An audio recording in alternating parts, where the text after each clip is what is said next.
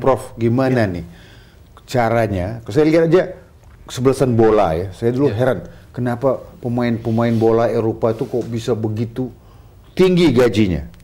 Ternyata sekali saya hadir di Genoa 15 tahun yang lalu, wah, tiketnya 500.000 tiketnya.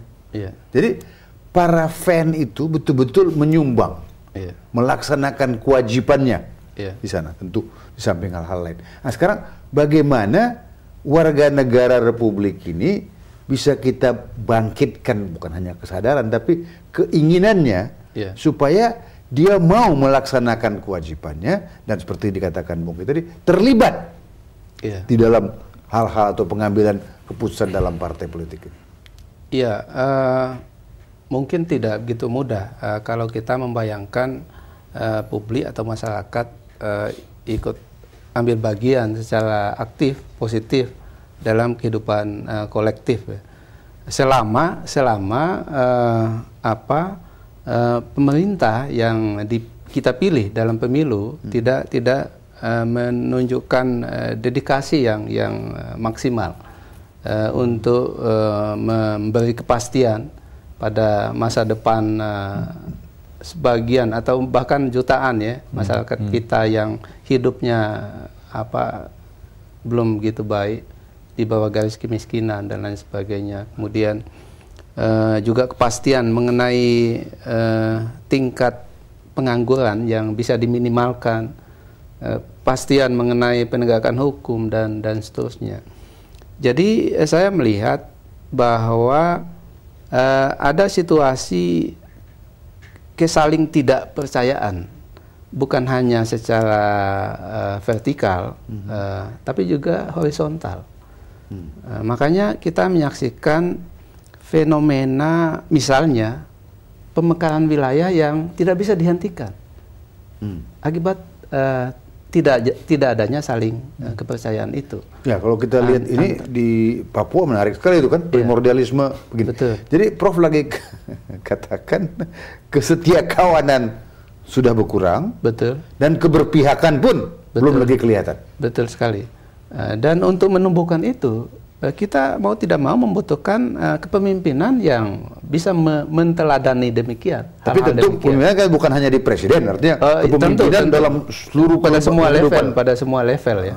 Sebab situasi kita saat ini kan semua pemimpin seolah-olah ingin masuk politik. Ulama, pendeta pun ingin masuk menjadi legislatif misalnya.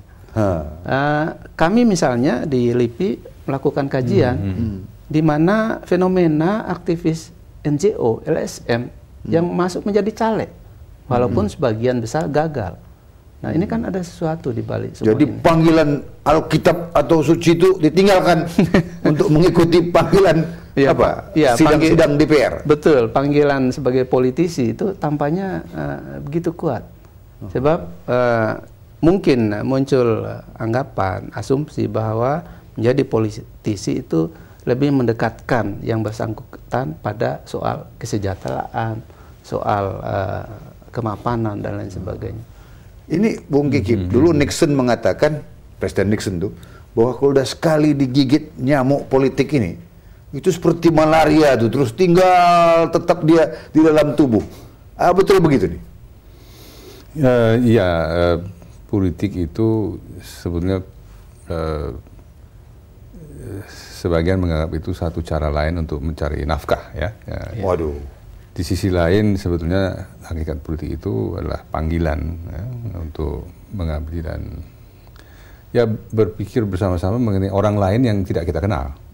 Jadi sebetulnya kita semua ini boleh dikatakan kalau begitu kita melakukan sesuatu bagi orang banyak yang tidak kita kenal, itu sudah dimensi kesosialan secara demokrasi.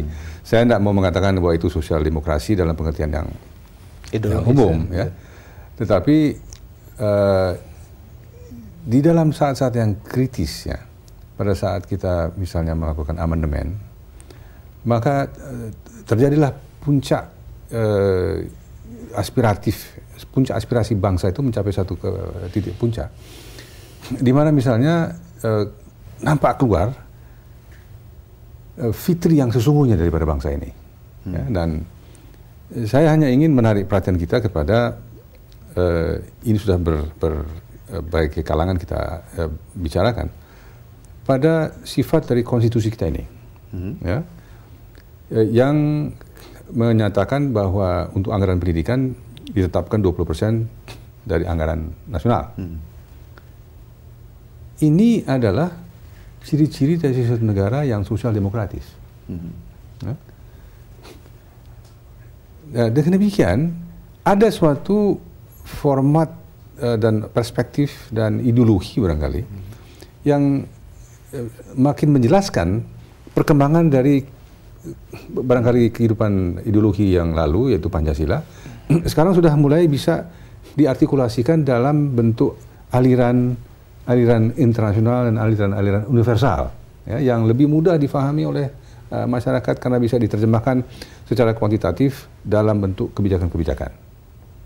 Nah, sejauh mana ini impuls sosial demokrasi ini dikuatkan oleh kepemimpinan tapi bangsa kita ini? Sosial demokrasi seperti begitu, prasyaratnya kan adalah pendidikan yang merata dan pemahaman yang lebih baik tuh. Iyalah. Ya, tentu itu. Tetapi ini menggambarkan proses perjalanan kehidupan bangsa yang menarik, ya, karena di sisi lain juga hasil dari pemilu yang lalu menggambarkan suatu format politik yang sama sekali berlainan yang belum pernah kita alami, yaitu unggulnya dan lahirnya partai politik baru secara nasional sedemikian rupa sehingga kita dapatkan misalnya 2 atau 3, barangkali 3 partai politik utama yang anjungan politiknya adalah nasional. Oke, kita akan dalami ini pada segmen yang terakhir. Pemirsa jangan kemana-mana, nanti kita akan kembali lagi setelah pariwara ini lewat.